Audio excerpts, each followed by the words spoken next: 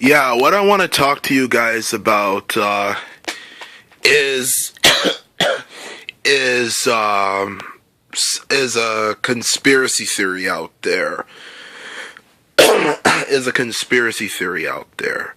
You know, is a conspiracy theory out there. You know, and what I want to talk about are the Egyptian symbolisms in masonry. You know, the Egyptian symbolisms in masonry.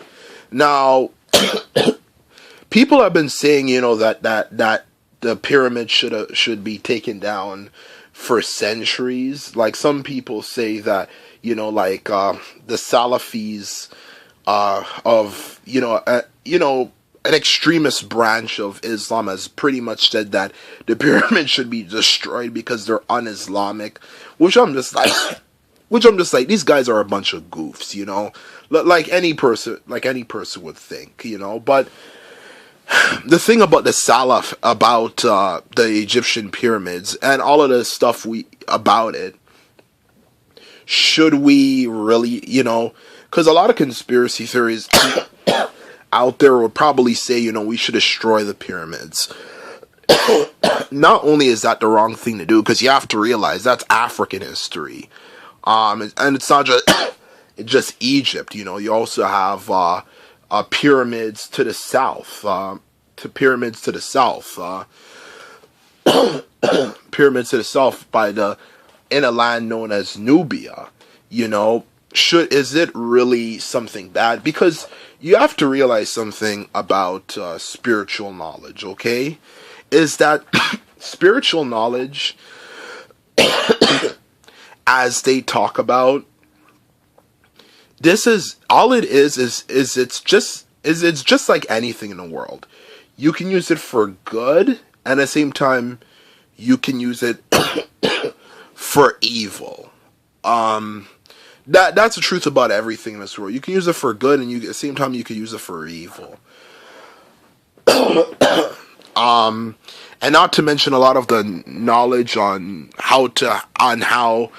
what makes our society, such as irrigation, you know, all of that sort of stuff comes from ancient Egypt.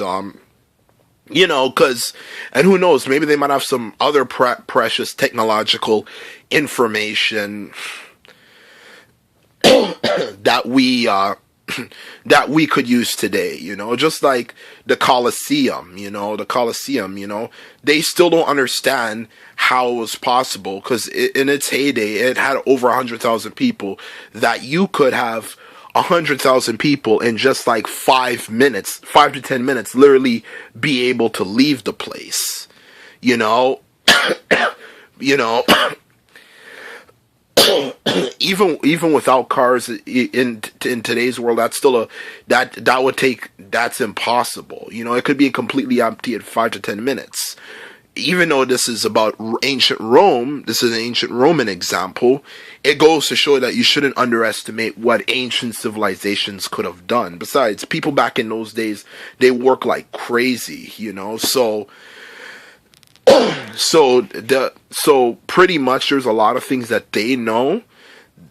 There's a lot of things that they know we probably today don't know. And it's not just for construction, it could just be for anything. And that's the thing about spiritualism, about spiritualism, is I believe that they have a lot of knowledge, because the people who know things about masonry in the top, about Freemasonry in the top of the pyramid, in the top of behind the scenes, they are scared to, you know, is that they always say, you know, that the knowledge they have is extremely precious. and back in the days, at least for old school masonry, you know, whether you believe that the Illuminati was destroyed in the past, one thing does remain true, you know, Masonry, they do, they did have a rule where they said that if anybody revealed the secrets of Masonry, they would have their intestines removed and put underneath, and put at the very bottom of the sea. That's what, yeah, that's what some people in the world said about Freemasonry.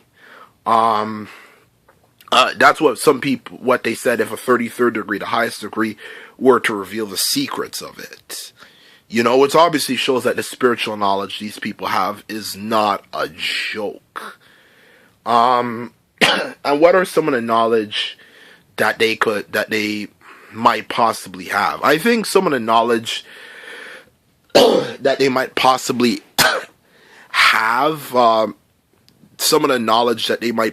have, just like I said before, it could be used for good and at the same time it could be used for evil, is stuff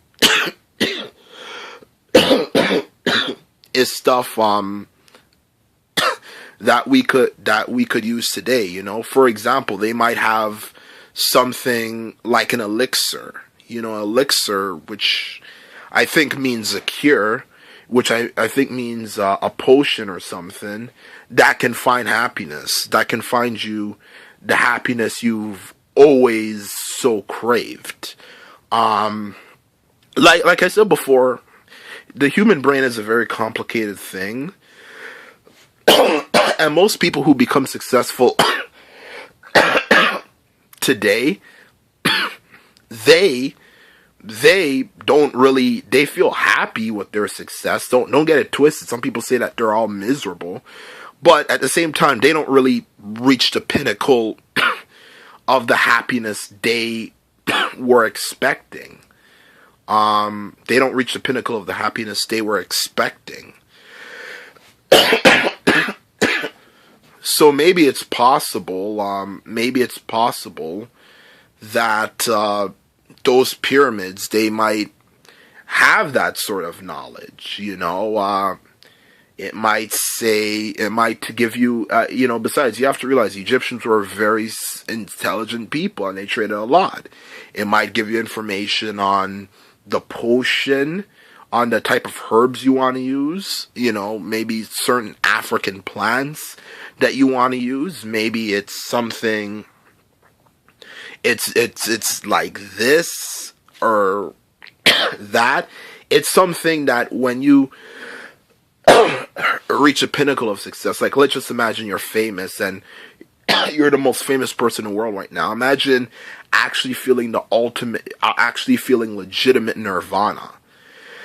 Because people in the world don't really feel as happy as they could, not necessarily because they are miserable.